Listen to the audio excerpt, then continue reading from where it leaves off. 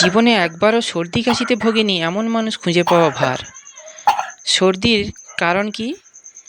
ঠান্ডা লাগা, জলে ভেজা, ঘাম গায়ে শুকানো, হঠাৎ করে গরম থেকে ঠান্ডা বা ঠান্ডা থেকে গরমে যাওয়া, বা অন্য কোনো কারণে শ্বাসনালীর কতক অংশ প্রদাহযুক্ত হয়, ফলে সর্দি সূচিত হয়।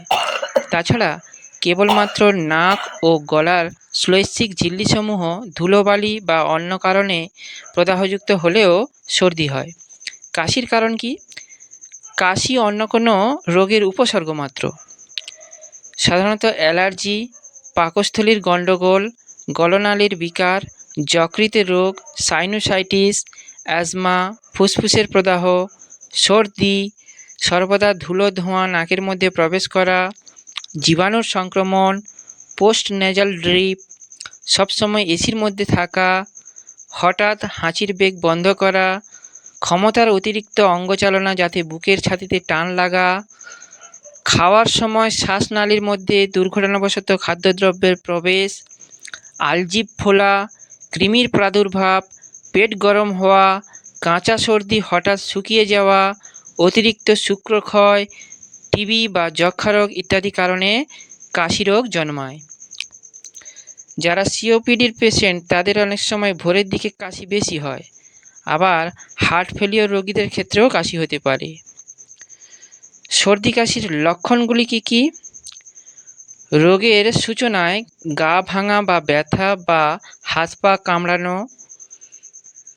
শরীর গ্লানিযুক্ত, হাই ওঠা, মাথা ব্যথা বা মাথা ঘোরা, চক্ষু রক্তবর্ণ, প্রশ্বাস উত্তাপযুক্ত, গলা খুসখুস, বারবার হাঁচি এবং সেই সঙ্গে চোখ নাক দিয়ে জল পড়তে থাকা, পরবর্তী সময়ে স্বল্প শীতবোধ, নাড়ি দ্রুত ও চঞ্চল, শুষ্ক কাশি, স্বরভঙ্গ, ঘন ও হলদে সর্দি ওঠা, সর্বাঙ্গে বেদনা ও ক্ষুধামন্দা প্রভৃতি লক্ষণ প্রকাশ হয়।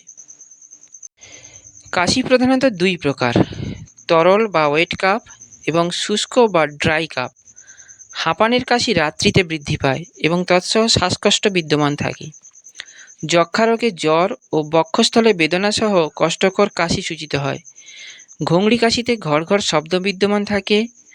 সাধারণ কাশি হয় শ্বাসযন্ত্রের প্রদাহজনিত কারণে। হৃৎপিণ্ডের অক্ষমতা হেতু ফুসফুসে অত্যধিক রক্ত সূচিত হলেও কাশি হতে পারে। কাশি যদিও অন্য রোগের উপসর্গ মাত্র, তবে দীর্ঘদিন কাশি স্থায়ী হলে সতর্ক হওয়া বাঞ্ছনীয়।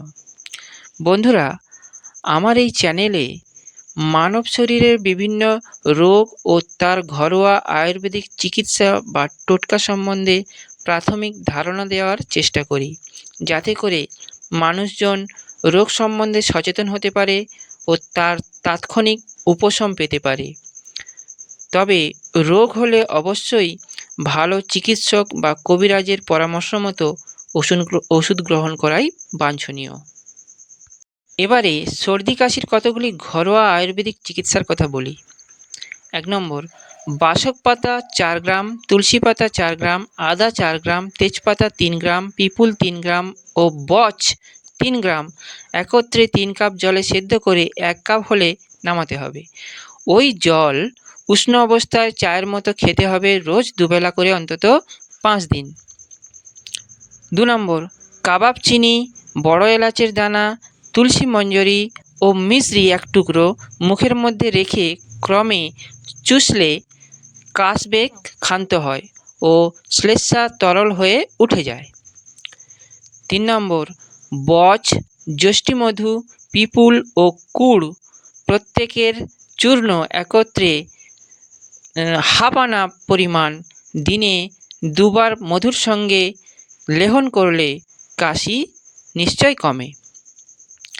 4 নম্বর, সাঁচি পান, কালো তুলসীর পাতা, আদা, অল্প কর্পূর ও লবঙ্গ একসঙ্গে দিনে 2-3 বার চিবিয়ে খেলে শ্বাসনালী হতে শ্লেষ্মা উঠে গিয়ে বুকের ভার কমে এবং কাশির উদ্বেগ ক্ষান্ত হয়। 5 নম্বর, বংশলোচন দুরতি, পিপুল চূর্ণ দুরতি, গন্ধক চূর্ণ 1 রতি, সোহাগার খই 1 রতি, আকন্দ ফুল চূর্ণ একরতি একত্রে মধুর সহিত গুলে খেলে আলজিভ বৃদ্ধির জন্য কাশি, বায়ুজনিত উৎকাশি ও বুকের ঘড় ঘড় শব্দযুক্ত শ্লেষ্মাপূর্ণ কাশি প্রভৃতি নানা প্রকার কাশরোগ ভালো হয়।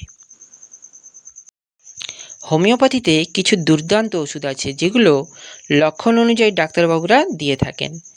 যেমন তরুণ সর্দিতে, যথা বর্ষাকালে ঠান্ডাজনিত কারণে সর্দি হলে ডালকামরা 30, শরীরের তাপ বৃদ্ধি, হাঁচি, অস্থিরতা, চোখ দিয়ে জল পড়া, তৃষ্ণা, হাই ওঠা, তরল শ্লেষ্মা ইত্যাদিতে ইকোনাইট 3x, এছাড়া ব্রায়োনিয়া 3x বা 30, মার্কিউরাস 6, পালসেটিলা 6 বা 30 ইত্যাদি বিশেষ ফলপ্রদ।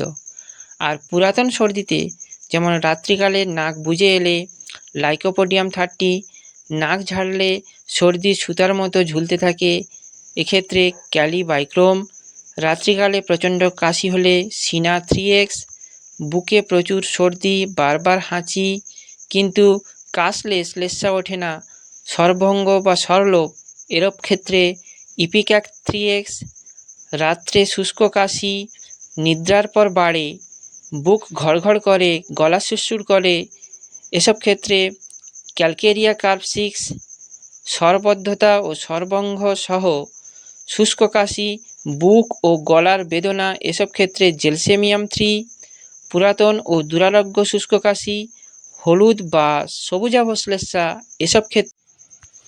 এসব ক্ষেত্রে সালফার 6 বা 30, শুষ্ক কাশি, প্রবল কাশি, কাশির শেষে হাঁচি, এসব ক্ষেত্রে বেলডোনা 30 ইত্যাদি। কাশি রোগীদের পথ্য কী হতে পারে? লঘু পথ্য যেমন বার্লি, অ্যারারুট, সাগু, রুটি, গরম খিচুড়ি, ছাগলের দুধ প্রভৃতি উল্লেখযোগ্য। নির্দেশ: হিম বা আর্দ্র বায়ুতে ঠান্ডা লাগানো অনুচিত।